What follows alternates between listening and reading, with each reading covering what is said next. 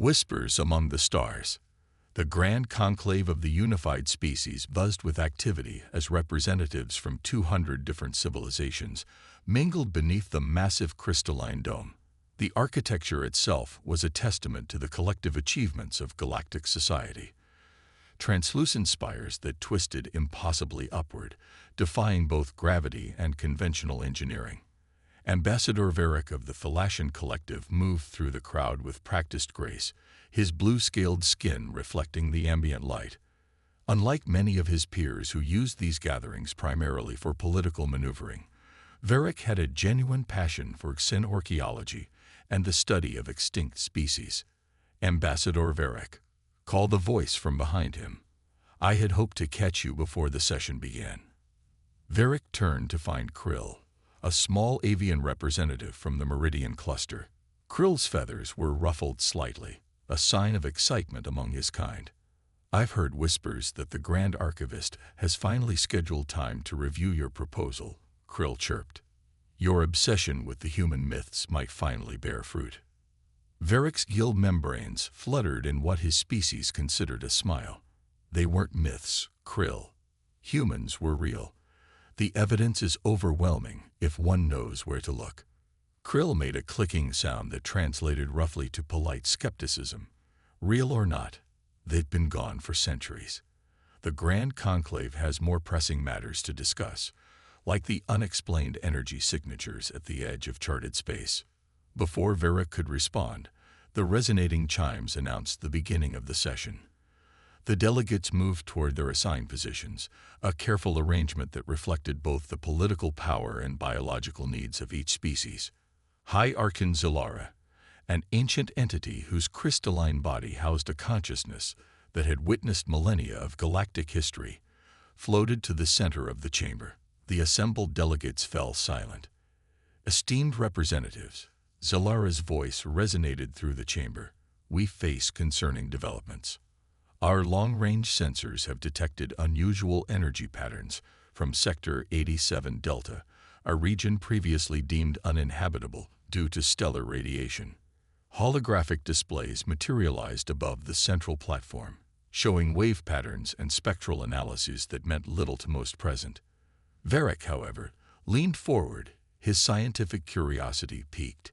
Our initial analysis suggests these are not natural phenomena, Zilara continued.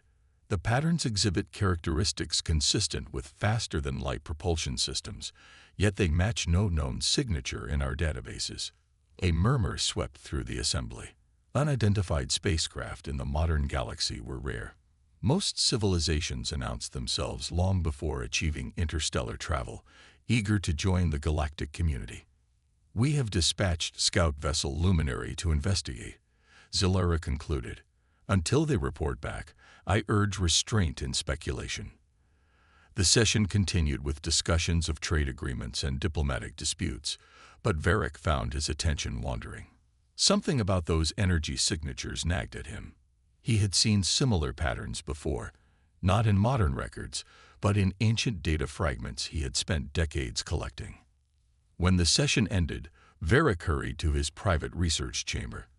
The room was cluttered with artifacts and data crystals, each containing fragments of information about the species that had once called themselves human.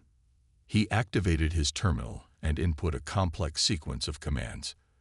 The system hummed as it accessed his private database, compiled over decades of research. Holographic displays surrounded him, showing fragments of ancient texts, degraded images, and partial sensor readings. Computer, compare these historical energy signatures with the anomalies reported in Sector 87 Delta, Varric instructed. The analysis took only moments. The results made Varric's heart race. Correlation, 98.7% probability match. Impossible. The signatures match propulsion systems described in ancient texts about human technology. Technology that should have been lost when their civilization collapsed 3 centuries ago. Varric needed to verify this personally. Using his diplomatic credentials, he accessed the restricted feeds from the scout vessel Luminary. What he saw confirmed his suspicions. The readings were becoming stronger, more defined. Whatever was generating those signatures was moving toward conclave space. 2 days later, the luminary sent its final transmission before going silent. The message was brief.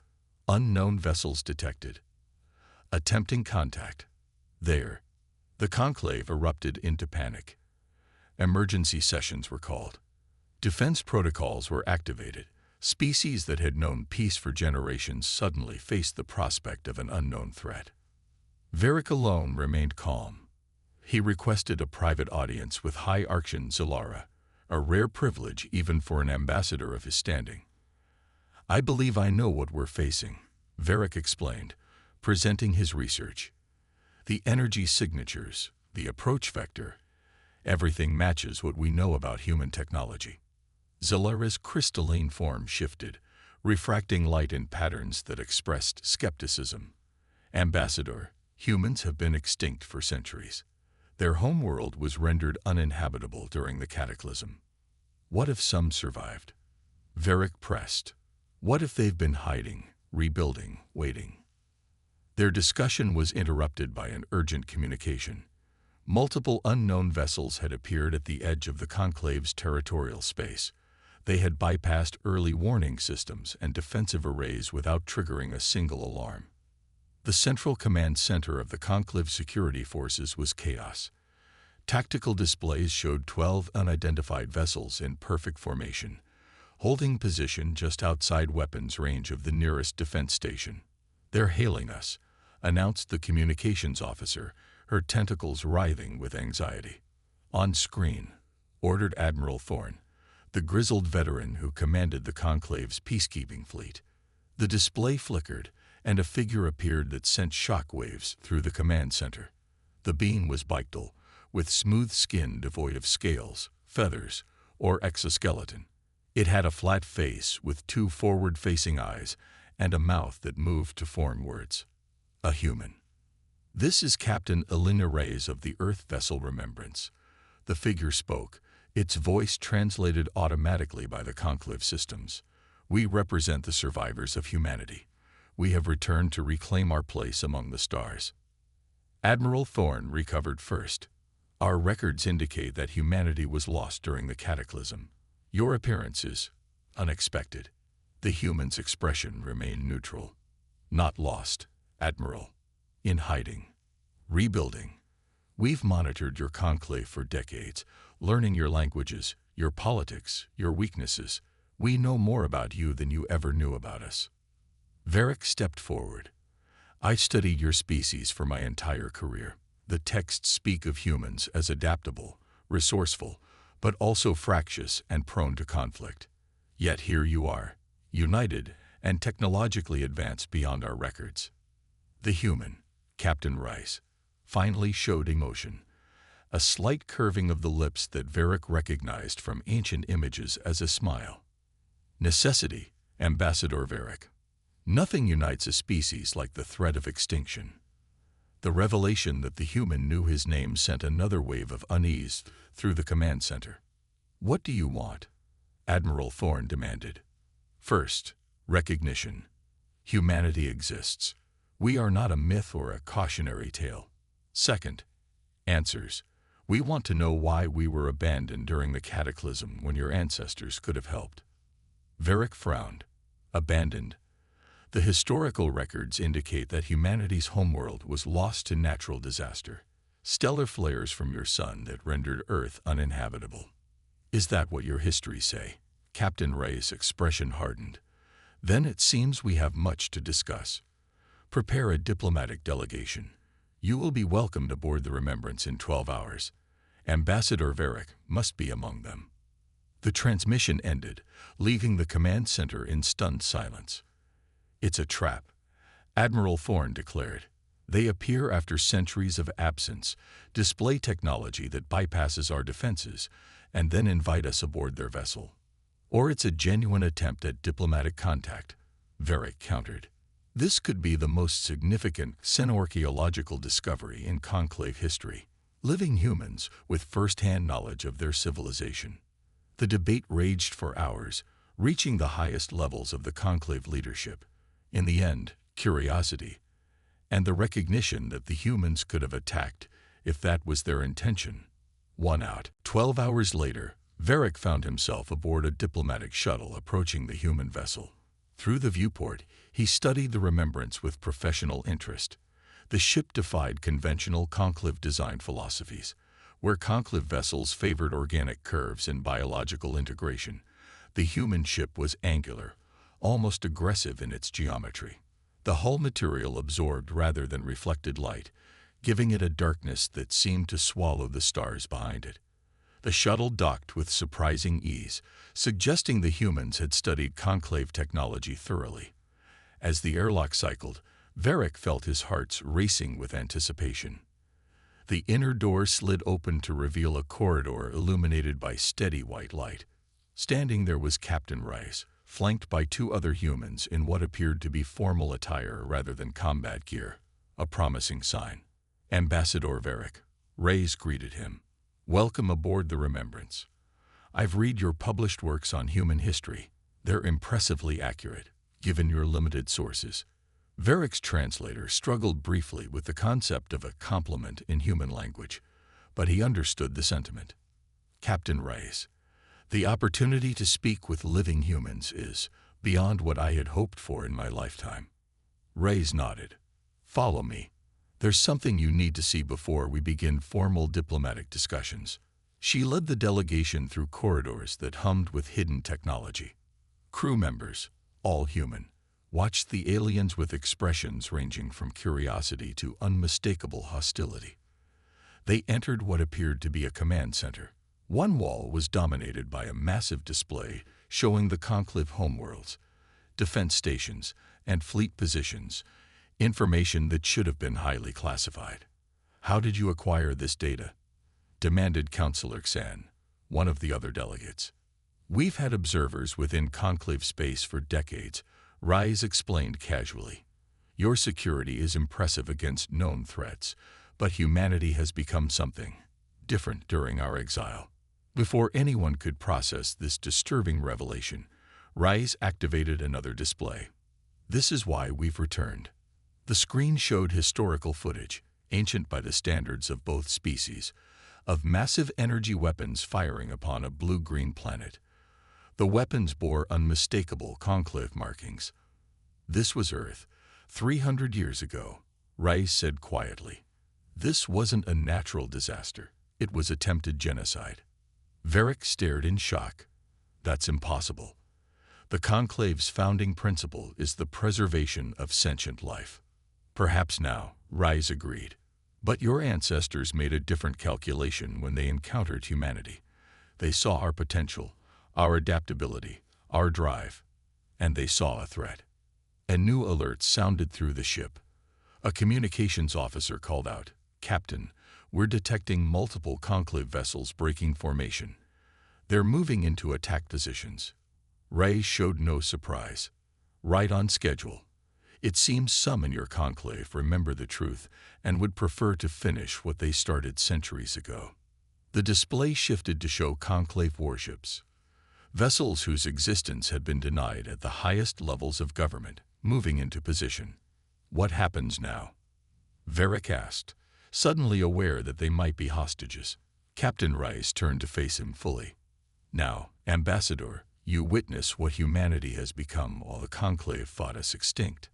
Now you learn why attempting to destroy us was the greatest mistake your ancestors ever made. She tapped a command into her console. All ships, execute Operation Lazarus. Phase 1. Across the view screen, space itself seemed to ripple. Where there had been empty void, dozens of human vessels suddenly appeared. Then hundreds, forming a battle line that dwarfed the conclave force. You said 12 ships, whispered Counselor Xan. No, Rice corrected. You detected 12 ships. We allowed you to detect 12 ships. The human warships activated their weapons systems in perfect synchronization, their hulls glowing with barely contained energy. Your move, Conclave, Rice said quietly. Humanity has returned to the stars. And this time, we're prepared. When legends return, silence gripped the command center of the Remembrance as the human and conclave vessels faced each other across the void. Centuries of history, both recorded and hidden, hung in the balance. Varric stared at the tactical display in disbelief. The human fleet was massive, its formation perfect, its technology clearly advanced beyond anything in the Conclave archives. How had they hidden for so long? How had they built such a force without detection? Captain Rice stood calm at the center of the storm, her posture betraying no anxiety despite the tension crackling through the air. She activated the communication channel. Conclave Warship Directive. This is Captain Elena Reyes of the Earth Fleet. Your weapons are targeted on diplomatic vessels during a peaceful first contact scenario. This violates 14 separate articles of your own charter. The screen flickered to show a Conclave officer, not a typical military commander, but a member of the Krell species. Varric felt his scales tighten in surprise. The Krell had always positioned themselves as philosophers and diplomats, not warriors. "This is High Commander Tarvex," the Krell responded, his voice modulated to project authority. "Your presence is a violation of quarantine protocols established after the human extinction event. Withdraw immediately or face consequences." "Interesting terminology, Commander," Rice replied. "Extinction event. Is that how you justify attempted genocide in your historical records?" Commander Tarvex's facial tentacles twitched, a sign of agitation that his diplomatic training couldn't fully suppress. "Your accusations are baseless. The Conclave preserves life. It does not destroy it." And yet, Rice tapped a command, sending data streaming to the Conclave vessel. "We have recovered the original attack orders. Operation Firebreak, authorized by the Krell Dominion Council 3 centuries ago." Varric moved closer to the console, scanning the translated documents with growing horror. The operation had been meticulously planned. A coordinated strike against Earth and all known human colonies, disguised as a natural disaster, not to contain a threat, but to eliminate a potential rival before humanity could claim its place among the stars. "These are forgeries," Tarvex declared, but his voice lacked conviction. "The original quantum-encrypted files were recovered from the ruins of Luna Base," Rice countered. "They bear the authentication signatures of the Krell High Command. Signatures that match your own ancestral lineage, Commander Tarvex." The Krell commander's composure cracked. Humanity was deemed too dangerous to join the galactic community. Your species' psychological profiles showed an unprecedented capacity for both creation and destruction. The simulations were clear. Within a millennium, humans would have dominated the Conclave. The admission sent shockwaves through the command center. The Conclave delegation stared at the screen in disbelief. "So you tried to exterminate us," Rice stated flatly. "But you underestimated humanity's greatest trait, our refusal to die according to someone else's plan." On the tactical display, more Conclave warships were emerging from hyperspace, ships that, according to official records, shouldn't exist. "You see now, Ambassador Varric." Rice turned to the Thalassian scientist. "The Conclave you've dedicated your life to studying has secrets even its own members don't know. The Krell have maintained a shadow fleet for centuries, intervening whenever a species shows too much promise, too much independence." Counselor Xan stepped forward, his usually ceremonial robes suddenly seeming inadequate for the gravity of the moment. "Captain Rice, if what you say is true, then the Krell have violated the foundational principles of the Conclave. But this does not have to end in conflict." "I agree," Rice nodded, "which is why we're transmitting all evidence of Operation Firebreak to every member species of the Conclave simultaneously. The truth cannot be contained." On the screen, Commander Tarvex's face contorted with anger. "You destabilize a galactic peace that has lasted for millennia over a historical grievance." "No," Rice corrected him. "We would ensure that peace is built on truth, not convenient lies. The Krell were willing to commit genocide rather than face fair competition. What other species have you quietly eliminated when they showed too much potential?" The question hung in the air, unanswered but devastating in its implications. A new alert sounded. A junior officer reported, "Captain, Conclave vessels are powering weapons. reading energy signatures consistent with Nova-class weaponry. "So be it," Rise whispered. Then, louder, "All ships, execute Lazarus Phase 2. The response was immediate and overwhelming. The human fleet moved with impossible coordination, their vessels seemingly anticipating the Krell attack patterns before they formed. What should have been a devastating first strike from the Conclave warships met only empty space as the human vessels executed maneuvers that defied conventional physics. How? Varric couldn't stop himself from asking. "Your ships move as if they know what's coming." Rise finished for him. "We do. Humanity didn't just survive, Ambassador. We evolved." On the main display, the battle, if it could be called that, continued. The Krell warships fired again and again, their weapons finding only void where human ships had been moments before. The humans returned fire with precise, surgical strikes that disabled weapon systems and engines without destroying the vessels themselves. You could annihilate them, Varric realized. Why show restraint? "Because we're better than they thought we were," Rise answered simply. "Better than they feared we might become. We don't seek vengeance. We seek acknowledgement and justice." Within minutes, the Krell fleet was effectively neutralized, disabled but not destroyed. As the last Krell warship went dark, the command center of the Remembrance erupted in controlled celebration. 3 centuries of preparation, of hiding and rebuilding, had culminated in this moment of vindication. Now, Rais turned to the Conclave delegation. "We negotiate. Humanity will rejoin the galactic community, but on terms that ensure no species can ever again be targeted for extinction simply for having potential." Hours later, in a secure conference room aboard the Remembrance, representatives from major conclave species had gathered via holographic projection. The Krell representatives were conspicuously absent, their leadership now facing serious questions from other conclave members. High Archon Zalara's crystalline form shimmered as she addressed the assembly. "The evidence provided by humanity is undeniable. The Krell operated beyond their authority, violating our most sacred principles. For this, the Conclave offers its deepest apology to the human species."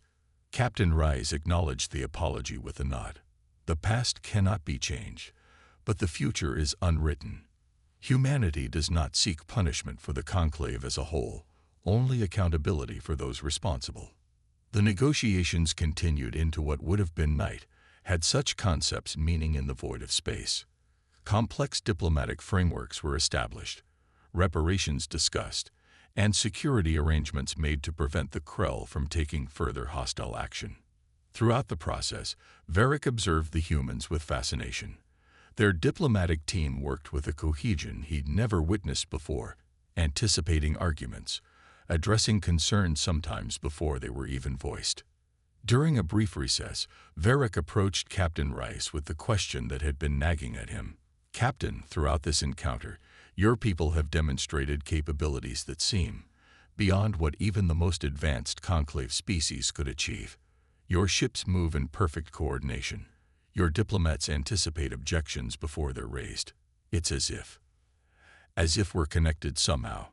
Rice finished his thought again. "Very perceptive, Ambassador." She led him to a quieter corner of the room.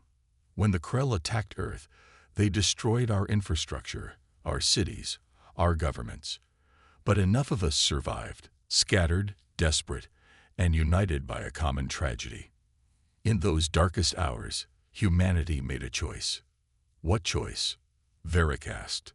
"To evolve, to become something new." Rice touched a small device at her temple, barely visible beneath her hair. "Neural integration. Not mandatory, but widely adopted. We share information, experiences, even sensory input when necessary." It began, perhaps, Rise acknowledged. "But we've had 3 centuries to consider the responsibilities that come with our evolution. We don't seek dominance, just a place at the table, and the assurance that what happened to Earth will never happen to another species with potential."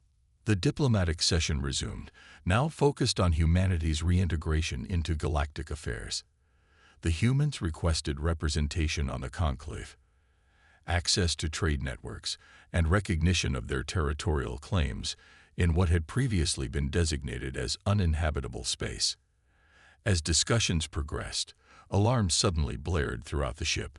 The tactical officer's voice was urgent but controlled. "Captain, we're detecting quantum fluctuations consistent with prohibited weaponry. Origin: Krell homeworld." The diplomatic chamber fell silent. The Krell were attempting one final desperate gambit, activating weapons that had been banned by the Conclave for millennia due to their ability to tear apart the very fabric of space-time. They would rather destroy every